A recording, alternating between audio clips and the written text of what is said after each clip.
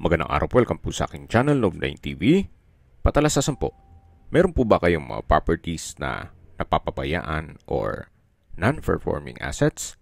Plan nyo ibenta, pero wala kayong oras sa pagbenta nito. Kung ito'y pagkakatiwala nyo po sa amin, tawag lang po kayo sa aking numero, usap po tayo, gawin ko po ng video for free. Yes, libre po, wala po kayong babayaran. Tutulungan pa namin kayong mabenta ang inyong property. Kami na po bala sa marketing, sa boosting or paid ads.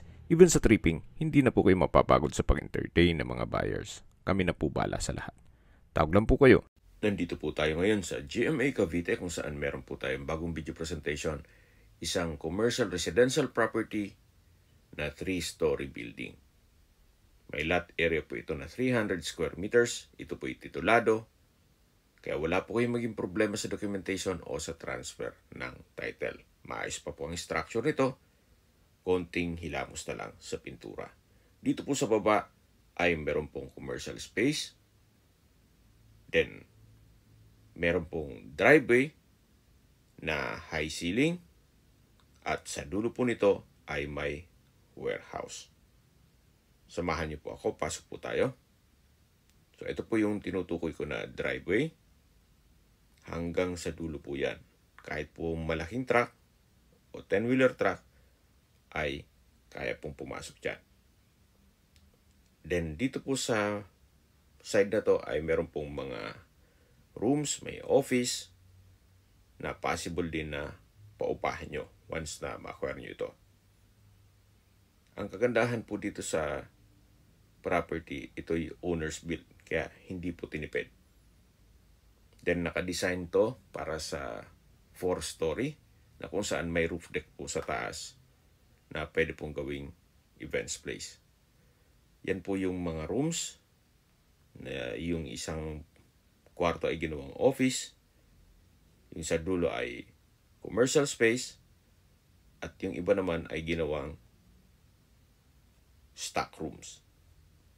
So ito po yung dulong parte nitong building na kung saan napakalaki pa po ng espasyo nito.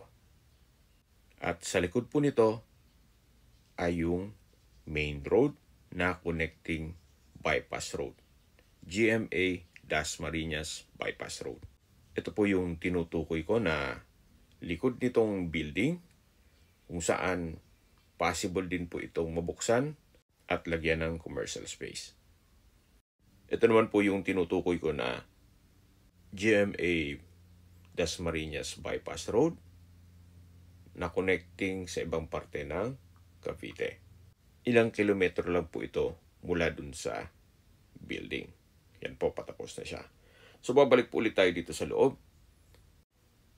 Yan po yung tinutukoy ko na wall na kung saan na-present ko sa inyo kanina yung video na along main road. At the end of the day, na gusto yung buksan at gawin yung commercial space, possible naman po yan. So mula po dito sa dulo nitong building, babalik po tayo ulit dito sa driveway. At matatanaw na natin yung main gate. Ito pong building ay nasa loob na isang subdivision na kung saan ito'y 55 hectares master plan community. Kaya marami na rin po kayong magiging kliyente dito. Gawa ng marami na rin po kabahayan dito. Dito po sa gilid ay open lang, kaya may natural ventilation. Yan po yung high ceiling. At dito po yung office. Then sa dulo yung commercial space na may hardware. At yan po yung main gate. Dito po sa harapan ng building ay kakasya pa ang 3 sasakyan. Kahit po SUV. At ito po ay along 2-way cemented road. Mga commercial space na rin po ang nasa harapan nito. At katabi lang natin yung Alphamart. Dito po sa second floor ay meron po itong 7 units na apartment. Then itong hagdan ay naka-concrete staircase. Samahan niyo po ako, akyat po tayo. So mula po dito, yan po yung mga apartment. 7 units po yan. Each apartment has 1 bedroom and toilet and bath. At paumanhin po kung hindi natin mapapasok, gawa ng okupado po lahat. Kumbaga privacy po sa mga nangungupahan.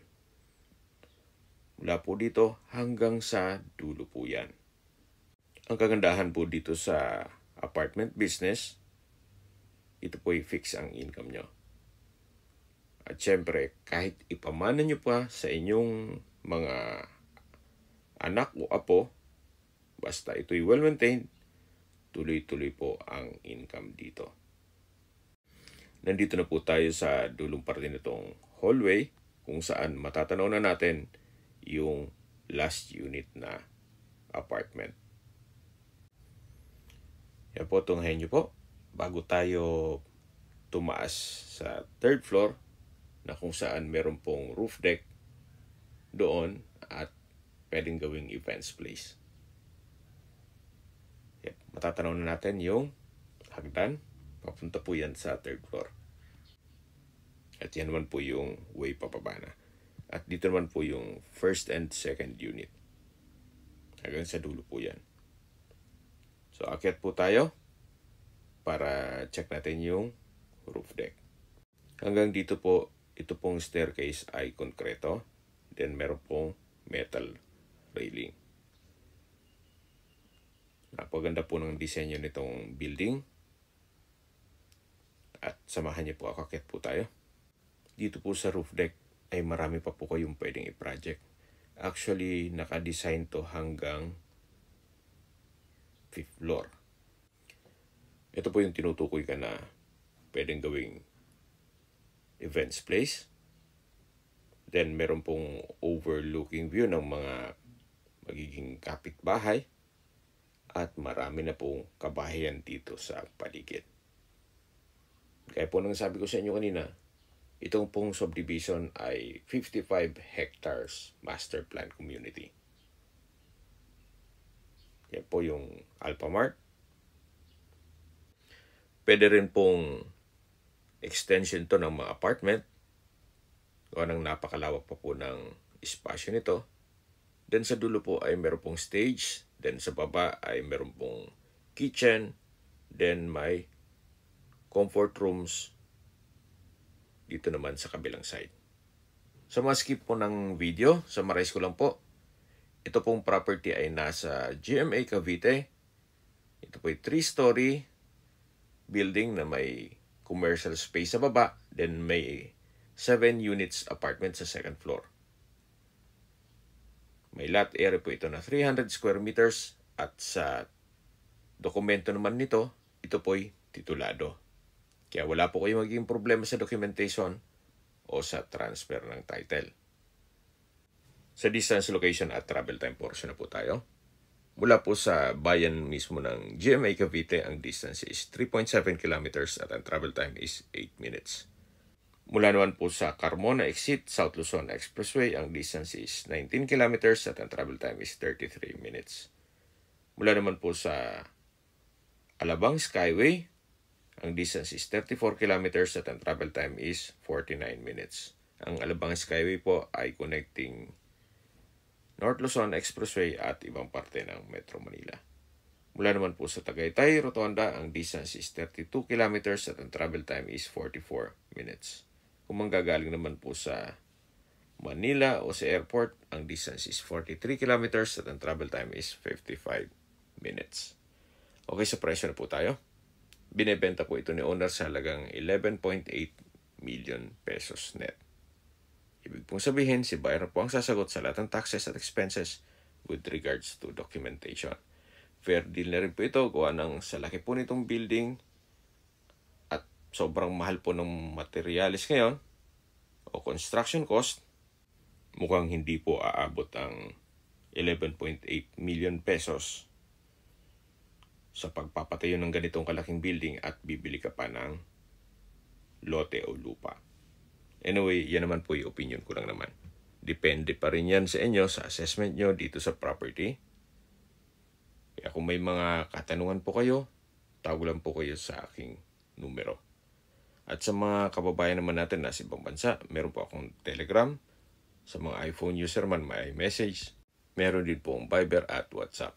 Same number lang po, 0917-316-3399. Sa mga nagtatanong naman po ng aming Facebook, meron po aming Facebook page na Nov9 TV at Facebook Reels Video. Meron din pong TikTok at Instagram. May ibang YouTube channel kami na The Nov9 TV channel at Nov9 TV Listings. Sana po naibigyan nyo ang video presentation. Pag-like and subscribe na po sa aking channel para ma-update din po kayo sa aking future listings. Kung sakali po hanap nyo yung mas malaking sukat na lupa, meron din po kami ibang listings na pwede nyong pagpilian. Huwag po kayong mag-atubiling tumawag sa amin, then let us know your budget para malaman namin kung anong property pwede namin i-alok sa inyo. Sa lahat pong viewers, subscriber at nagtiwala po sa amin, salamat po sa suporta. Ingat po kayo lagi at yung pamilya. Maraming salamat po.